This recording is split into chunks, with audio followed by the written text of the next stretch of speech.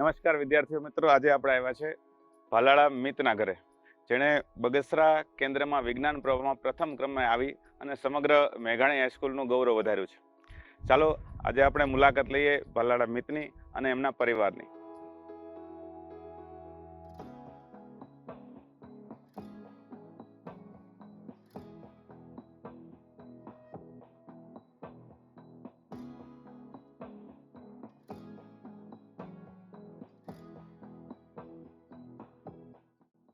પહેલા તો ખૂબ ખૂબ અભિનંદન મિત તને વિજ્ઞાન પ્રવાહ જેવા અઘરા વિષયમાં ફિઝિક્સ, કેમેસ્ટ્રી અને મેથેમેટિક્સ એ મુખ્ય વિષયોની અંદર કુલ 300 ગુણમાંથી તારે 293 ગુણ પ્રાપ્ત થયા છે.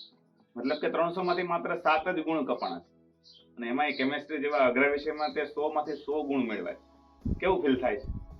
હું ખૂબ જ ખુશ છું અને મેં જે મહેનત કરી હતી એનું મને પરિણામ મળ્યું. આવું સરસ નાનું સુંદર પરિણામ તે મેળવ્યું છે. કેવી રીતે આની તૈયારી તે આખું વર્ષ 2 વર્ષો દરમિયાન તે કરી છે?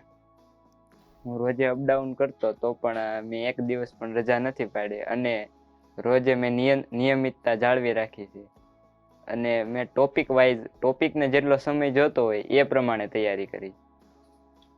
ભલે 2 કલાક કે 5 કલાક જોઈ પણ મેં ટોપિક તૈયાર કરી. ઘણા ટોપિક 10 મિનિટમાં થઈ જાય, ઘણા 1 કલાક પણ જોઈ. તારી સફળતામાં કોણ કોણ તને સહભાગી થયા છે? અને શ્રેય જો હું આપવા માંગુ તો એ મારા મમ્મી પપ્પા અને મારી બેન અને મારા બા છે. મારા મેઘાણી હાઈસ્કૂલના શિક્ષકોએ મને ખૂબ જ સપોર્ટ કર્યો છે. તેમણે મારા બધા જ ડાઉટ સોલ્વ કર્યા છે.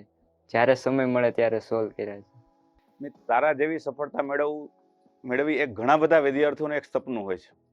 તો આવા વિદ્યાર્થીઓ માટે તું કંઈક સજેશન કે કંઈક સારી ટિપ્સ આપી શકીશ? રોજે ભણાવેલું રોજે તૈયાર કરી નાખવાનું અને જે ડાઉટ હોય તે ડાઉટ સરને પૂછી નાખવાનું. એમાં જરીક પણ જવા નહીં દેવાનું અને સમયાંતરે રિવિઝન કર્યા રાખવાનું. કેમેસ્ટ્રીમાં, ઓર્ગેનિક કેમેસ્ટ્રીમાં બધા જ સમીકરણો રોજે રિવિઝન કરવા પડે અને ફિઝિકલ કેમેસ્ટ્રીમાં કોન્સેપ્ટ સમજવા પડે.